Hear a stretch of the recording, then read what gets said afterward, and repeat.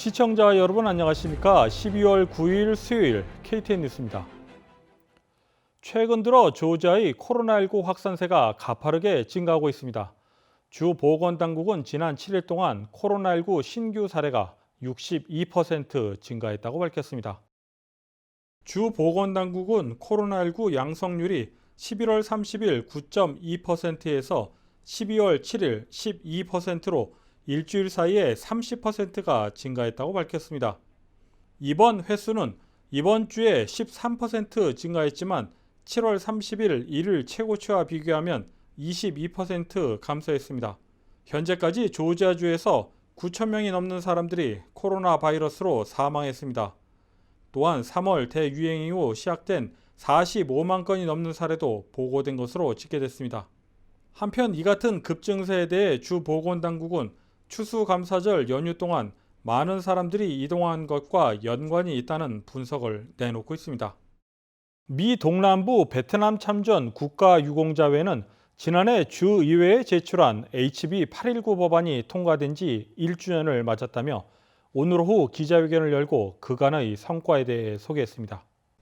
지난 6월 조지아주 상하원을 모두 통과한 HB 819 법안의 주요 골자는 베트남 전쟁 당시 미군으로 근무한 자에 한해 보훈 혜택을 받을 수 있다는 조항을 동맹군도 같은 혜택을 받을 수 있도록 바꾼 것입니다.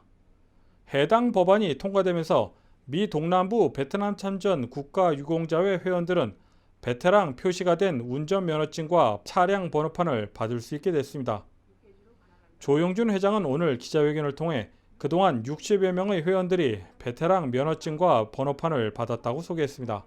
이게 저희 모든 회원들이 순차적으로 지금 받고 있고 또 다음 달까지는 최소 1월 달까지는 다 완료되지 않겠나 그렇게 생각하고 있습니다. 지금 몇 분 정도가 받으셨어요? 현재 신청한 분들이 거의 60명 정도 되지 않나 이렇게 생각하고 있습니다. 예, 기록된 건 50명 정도 넘고 또한 아직 신청하지 않은 회원들에게는 발급을 받을 수 있도록 추진하겠다며 협회로 연락해 줄 것을 당부했습니다. 한편 미 동남부 베트남 참전 국가유공자회는 내년 3월 이번 법안 통과를 기념해 대대적인 행사를 준비 중이라고 밝혔습니다. KTN 뉴스 스티븐입니다. 민주당과 공화당 그리고 백악관은 수개월째 5차 코로나19 부양책에 대해 합의를 못하고 있습니다. 이 가운데 트럼프 행정부 스티븐 무누친 재무장관이 9,160억 달러 규모의 코로나19 부양안을 민주당에 제시했습니다. 이번에 행정부가 내놓은 부양책은 지난주 양당 초당파 의원들이 제시한 9,080억 달러 부양책보다 큰 규모입니다.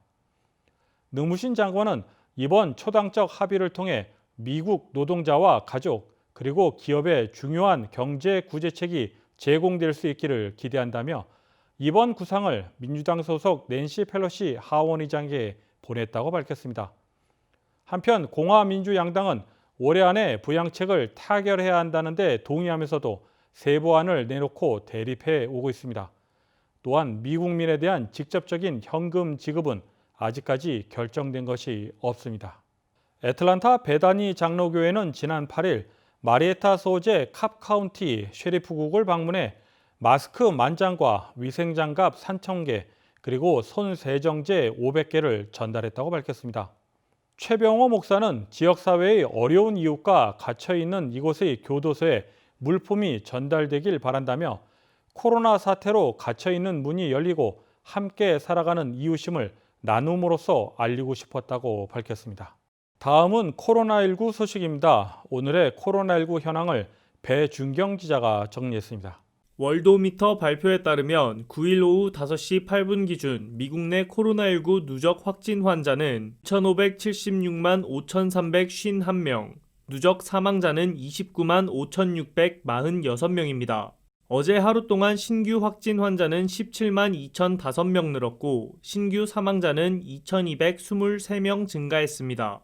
주별 누적 확진 환자는 캘리포니아, 텍사스, 플로리다, 일리노이, 뉴욕 순으로 많습니다. 주별 누적 사망자는 뉴욕, 텍사스, 캘리포니아, 플로리다, 뉴저지 순으로 많습니다. 다음은 조지아주 코로나19 현황입니다. 주 보건당국의 오후 2시 50분 집계에 따르면 조지아주의 누적 확진 환자는 45만 6,113명, 누적 사망자는 9,073명으로 집계됐습니다. 신규 확진 환자는 3,783명, 신규 사망자는 46명입니다. 항원검사 양성 판정자는 누적 6만 1,666명, 신규 1,927명입니다. 다음은 카운티별 집계입니다. 풀턴 카운티 누적 확진 환자 4만 826명, 누적 사망자는 692명입니다. 귀넷 카운티 누적 확진 환자 4만 322명, 누적 사망자는 517명입니다. 캅 카운티 누적 확진 환자 2만 8,709명, 누적 사망자는 509명입니다. 디캡 카운티 누적 확진 환자 2만 8,364명, 누적 사망자는 452명입니다. 홀 카운티 누적 확진 환자 1만 3,614명, 누적 사망자는 199명입니다.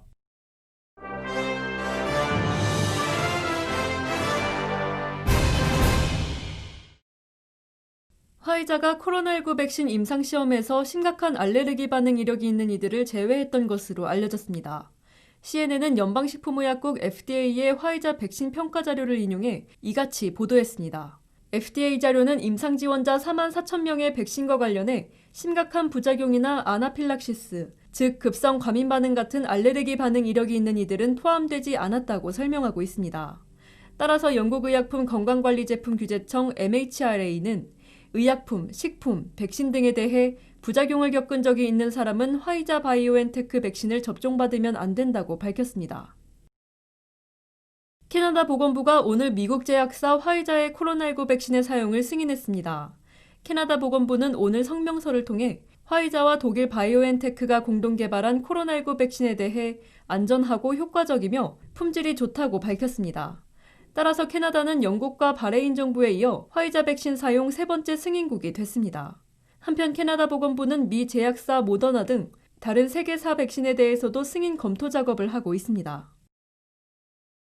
연방정부의 코로나19 방역 물량 가운데 마스크의 경우 트럼프 대통령이 지난 5월 발표한 N95 마스크 3억 장 확보 계획의 절반에도 못 미치는 것으로 나타났습니다. 월스트리트 저널의 9일자 보도에 따르면 연방재난관리청 FEMA 등 연방정부 차원에서 확보한 N95 마스크의 양은 11월 중순 기준 1억 4,200만 장으로 알려졌습니다. 이로 인해 일각에서는 코로나19가 급속도로 재확산하는 상황이지만 연방정부는 의료용 장갑과 코로나19 테스트 용품 등 다른 방역 물품도 충분히 확보하지 못한 것으로 드러났습니다. 이에 따라 일부 주는 연방정부와는 별개로 민간업자의 방역 물품에 의존하는 것으로 알려졌습니다. 이상으로 12월 9일 KTN 뉴스를 모두 마칩니다. 시청해주신 여러분 고맙습니다.